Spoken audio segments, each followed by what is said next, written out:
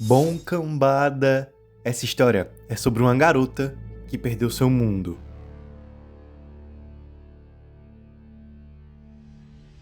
Não uma cidade, não uma família, não uma casa, um mundo. Kara Zor-El nasceu em Krypton, cresceu em Krypton, conheceu Krypton e viu Krypton morrer. Enquanto outras pessoas aprenderam a seguir em frente, ela passou a vida carregando algo muito específico. A lembrança. A lembrança de um lugar que não existe mais. De pessoas que nunca voltarão. De uma vida que ficou presa entre as estrelas. Durante décadas, os quadrinhos tentaram definir quem ela era. Uma substituta, um ajudante, até uma sucessora. Mas a verdade é que sua história sempre foi outra. Uma história sobre luto, sobre amadurecimento, sobre encontrar esperança quando tudo aquilo que você amava já ficou para trás. Essa é a história da última filha de Krypton. Essa é a Supergirl, a mulher do amanhã. A história da Supergirl começa em 1959, na revista Action Comics de número 252. Naquele momento, a DC já havia transformado o Superman em um dos personagens mais populares da cultura pop, e a ideia de apresentar uma contraparte feminina parecia inevitável. Mas o que nasceu ali acabaria se tornando muito maior do que apenas uma versão da fórmula que já existia. A Kara Zor-El era filha de Zor-El e Allura, habitantes de Argo City, uma cidade kryptoniana que sobreviveu temporariamente à destruição do planeta. Quando aquele último fragmento de Krypton também foi condenado, os seus pais colocaram a filha em uma nave e a enviaram para a Terra, onde seu primo já vivia há anos, sob o nome de Clark Kent. E é justamente aqui que nasce a maior diferença entre os dois. Quando Krypton explodiu, Clark era apenas um bebê. A Kara não. Ela cresceu em Krypton, conheceu suas ruas, conheceu sua cultura, conheceu seu povo. Ela não perdeu apenas um planeta, ela perdeu o seu lar. E durante décadas, os quadrinhos tentaram encontrar um lugar para essa personagem. Em alguns momentos, ela era apresentada como uma parceira do Superman. Em outros, como uma heroína em busca da própria identidade. Houve reboots, reformulações e até mesmo seu sacrifício durante a crise das Infinitas Terras em 85. Uma das mortes mais importantes, não só dos quadrinhos de heróis, mas de todos os quadrinhos em geral. Mas independente da versão, uma característica sempre permaneceu: a sensação de deslocamento. E talvez eu acho que é por isso que ela se tornou uma personagem tão fascinante para mim ao longo de vários anos. Enquanto o Superman frequentemente representa aquilo que podemos nos tornar, a Kara representa aquilo que carregamos conosco: memórias, saudades e muitas feridas. Mas principalmente, a dificuldade de seguir em frente quando uma parte de nós continua vivendo em um passado. E foi essa característica que atravessou décadas de histórias e que acabaria encontrando sua forma muito mais poderosa anos depois. Em uma obra que não apenas redefiniu a personagem, mas transformou sua dor, sua esperança e sua humanidade em uma das melhores histórias que a DC publicou no século XXI. Mas desde o momento em que a Kara Zor-El apareceu pela primeira vez lá em 1959, a ideia já parecia simples. O Superman já era um fenômeno absoluto e a DC decidiu apresentar a sua prima perdida. Nas histórias da Era de Prata, especialmente durante suas aventuras em Action Comics e mais tarde em Adventure Comics, a Kara frequentemente era representada como uma jovem heroína tentando encontrar seu espaço no mundo. Hoje, algumas dessas aventuras podem parecer até ingênuas, mas existe algo muito fascinante nelas. Enquanto Clark já havia encontrado um equilíbrio entre seus dois mundos, a Kara ainda estava aprendendo a viver em um planeta que não era seu. Histórias como Action Comics de número 255 e as diversas aventuras da Legião dos Super-Heróis mostram uma personagem muito mais impulsiva, emocional e inquieta do que o seu primo. E isso não acontecia por acaso. Durante muito tempo, o Superman sempre foi escrito como um ideal. Um homem que sabe exatamente quem é. Mesmo quando enfrenta dúvidas, existe uma estabilidade emocional em Clark Kent. Ele cresceu na Terra, foi criado pelos Kent, aprendeu desde criança a enxergar o mundo como seu lar. Já a Kara não teve esse privilégio. Ela não chegou à Terra como um bebê. Ela chegou carregando muitas lembranças dolorosas. Parece um detalhe bem pequeno, mas muda completamente a forma como os dois personagens enxergam a vida. O Clark perdeu Krypton como um conceito, a Kara perdeu Krypton como experiência. Ela se lembrava dos pais, das ruas, da cultura e das pessoas que conheceu. Em muitas histórias pré-crise, essa diferença aparece de maneira sutil, mas muito constante. O Clark olha pra frente, a Kara frequentemente fica olhando pra trás. E essa característica se tornou ainda mais evidente conforme os quadrinhos amadureciam. Com o passar dos anos, a personagem deixou de ser apenas uma jovem heroína aprendendo a usar seus poderes e começou a ganhar histórias mais complexas. A sua relação com a humanidade, sua busca por independência e sua necessidade de construir uma identidade própria passaram a ocupar um espaço cada vez maior.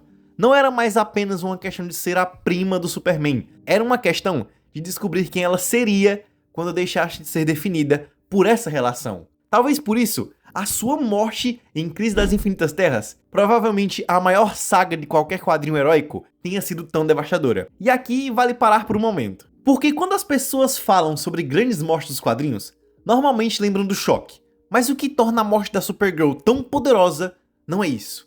É o significado. Em Crise das Infinitas Terras, de número 7, a Kara enfrenta o Anti-Monitor durante a batalha que decidiria o destino de toda a existência. Naquele momento, ela sabe exatamente o que está enfrentando, sabe que as chances são mínimas, sabe que pode morrer, e ainda assim avança, ferida, exausta e praticamente sozinha.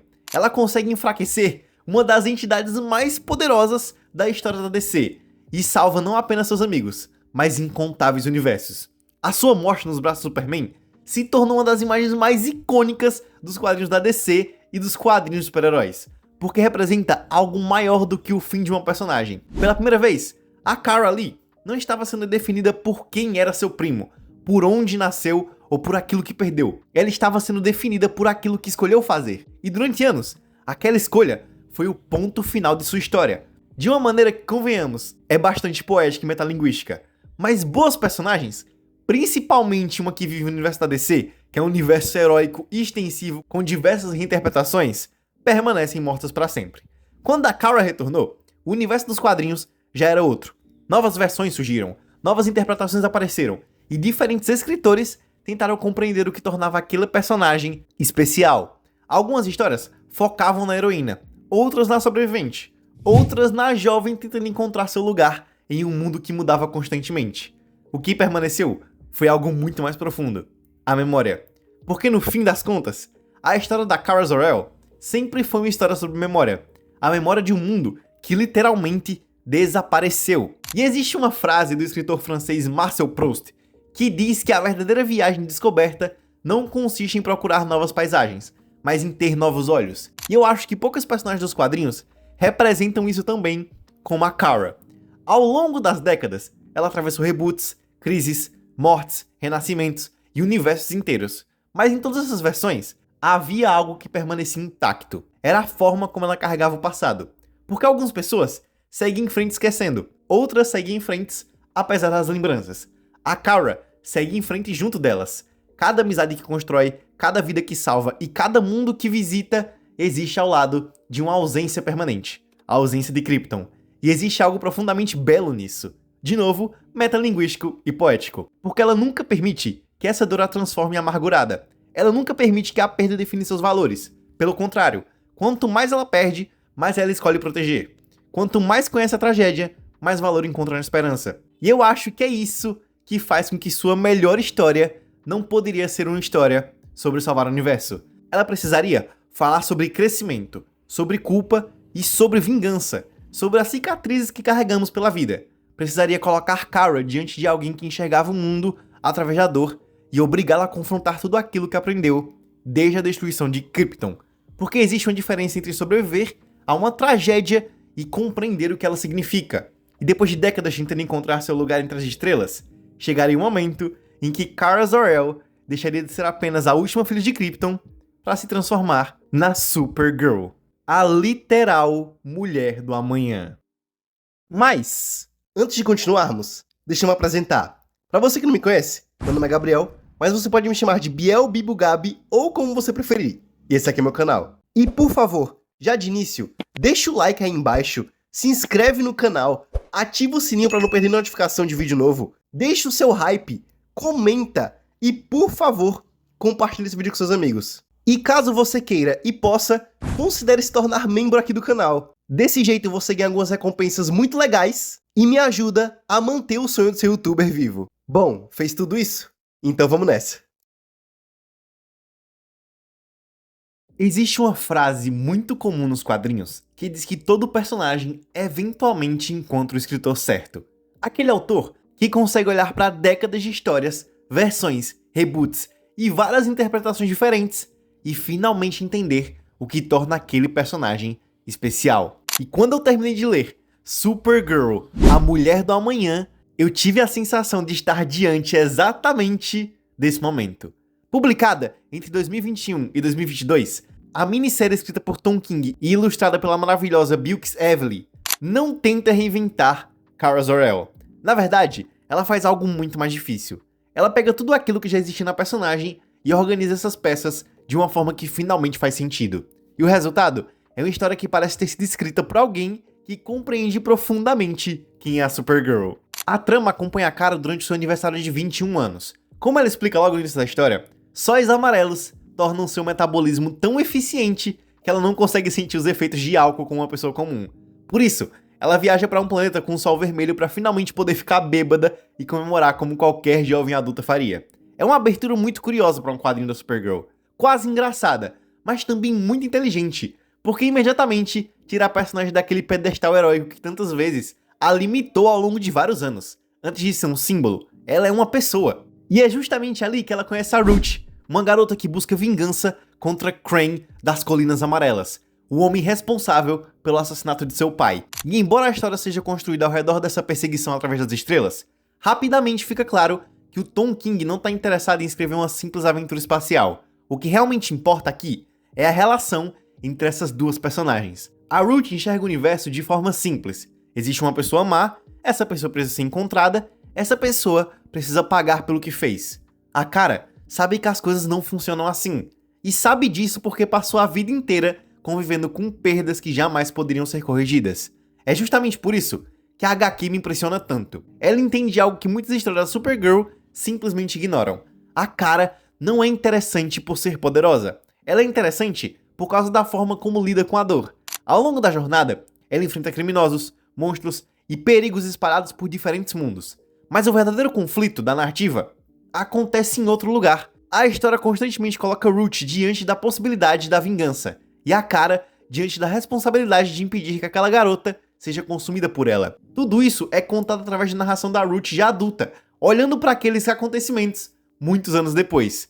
Esse detalhe muda completamente a forma como enxergamos a história, porque não estamos acompanhando apenas os fatos, estamos acompanhando a construção de uma possível lenda. A Ruth mesmo fala da Kara quase da mesma forma que antigos contadores de histórias falavam de cavaleiros, aventureiros e heróis míticos. E isso faz com que a Supergirl pareça simultaneamente humana e gigantesca. Mas por melhor que o roteiro seja, existe outro elemento sem o qual essa obra simplesmente não funcionaria da mesma maneira: a arte da Evely. E eu não tô exagerando quando digo que esse é um dos trabalhos mais bonitos que a DC publicou nos últimos anos. A Bilquis entende perfeitamente a escala da história. Cada planeta parece diferente, cada ambiente transmite personalidade, cada criatura parece pertencer àquele universo. Existe uma sensação constante de maravilhamento, como se estivéssemos observando uma fantasia cósmica ilustrada por alguém que realmente acredita naquele mundo. Mas o que mais me impressiona não são só os cenários, mas os personagens. A maneira como a Kara é desenhada, a maneira como a Ruth envelhece emocionalmente ao longo da história, os olhares, os silêncios, as expressões, as mãos dadas. Existem momentos em que uma única página comunica mais do que páginas inteiras de diálogo. E eu acho que é essa combinação perfeita que transforma a Mulher do Amanhã em algo tão especial. O roteiro compreende a personagem, a arte compreende o roteiro, e juntos, eles criam uma história que parece a culminação de tudo que a Kara Zor-El foi durante décadas. Não é uma história sobre a heroína mais forte da galáxia. Não é uma história sobre salvar o universo. É uma história sobre uma mulher que aprendeu a conviver com a perda sem permitir que ela definisse quem ela seria.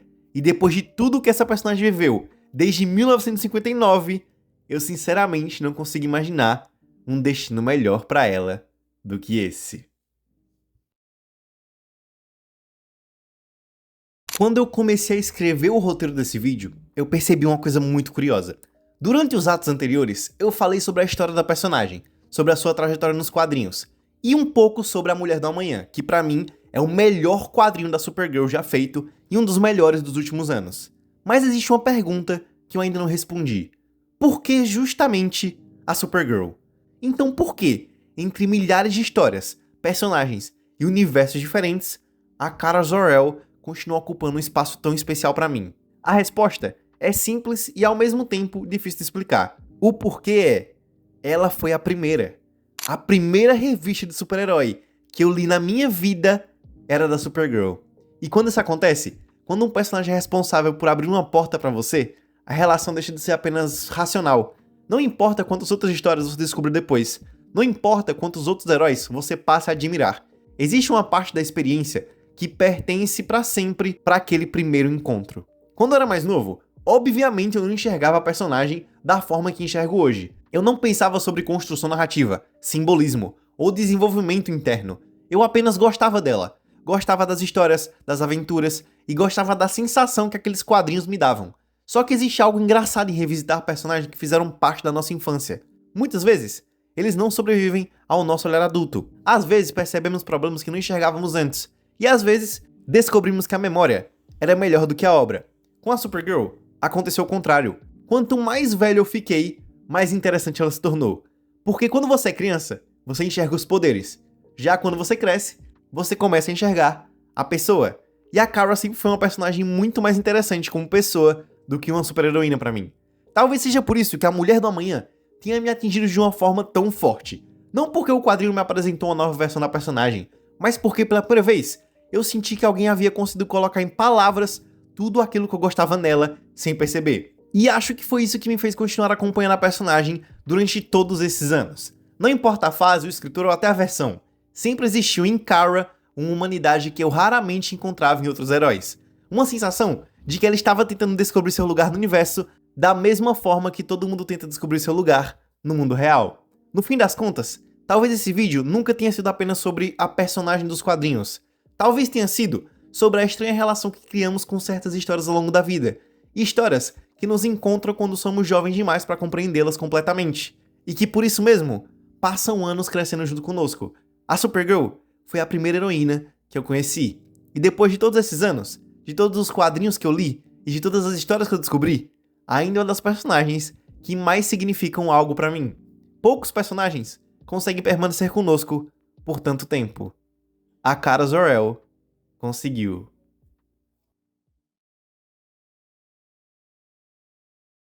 Agora, quando eu terminei de ler A Mulher do Amanhã pela primeira vez, eu fiquei alguns minutos olhando para a última página sem saber exatamente o que dizer. Não porque a história tivesse um final chocante, ou porque estivesse tentando me impressionar com alguma grande reviravolta, mas porque ela havia conseguido algo muito mais raro. Me lembrar por que eu amo quadrinhos de heróis. Em um meio repleto de deuses, crises multiversais e batalhas impossíveis, uma história sobre uma garota atravessando estrelas conseguiu parecer mais humana do que quase tudo ao seu redor. Talvez seja por isso que a Kara Zor-El continue sendo tão especial pra mim, depois de todos esses anos. Porque no fim, a sua história nunca foi sobre só ser a heroína mais forte do universo. Foi sobre continuar encontrando luz, mesmo depois de ter visto mundos inteiros desaparecerem na escuridão. E honestamente, eu acho que existe algo profundamente bonito nisso. Afinal, algumas pessoas inspiram porque parecem perfeitas. Outras inspiram porque nos lembram que seguir em frente também é uma forma de coragem. A primeira heroína que eu li quando criança foi a mesma heroína que anos depois me ensinou que crescer não significa abandonar quem somos. Ela literalmente salvou a minha vida diversas vezes. Seja com a sua adaptação em TV pela série da CW, seja com o que pra mim é realmente um dos melhores quadrinhos dos últimos anos, que é A Mulher do Amanhã, ou seja, pela simples existência do ideal dela. E sim, a Supergirl me inspira, sempre me inspirou. Como eu já falei até em diversos vídeos anteriores, eu conheci a personagem quando eu era muito novo. E independente do que ela representasse, independente da minha diferença com ela, ela sempre vai ser importante. Talvez pelo meu olhar infantil, talvez por identificação mútua, ou simplesmente talvez porque ela representa o literal amanhã. Bom, cambada, esse vídeo vai ficando por aqui. Eu espero muito que vocês tenham gostado. E caso não tenham gostado mesmo, por favor, cogitem em fazer aquelas coisas que eu falei naquele papo de youtuber chato, sabe? Se inscrever, deixar o like, compartilhar. Vocês que fazem isso valer a pena. Muito obrigado a todos vocês. E um obrigado muito maior ainda a todos os membros do canal, a cambada de dobradores, que estão aparecendo aí na tela agora. Vocês ajudam muito o meu sonho de ser youtuber ser real. E caso você queira se tornar membro do canal, já sabe, é só apertar o botãozinho aí embaixo para ganhar certas recompensas e me ajudar. Escrever esse vídeo foi estressante, narrar ele foi estressante, editar foi mais ainda, mas como todos os vídeos aqui do canal, sempre vale a pena no fim. Mas enfim, cambada, era só isso. Um muito obrigado mais uma vez, e como sempre, que a força esteja com vocês.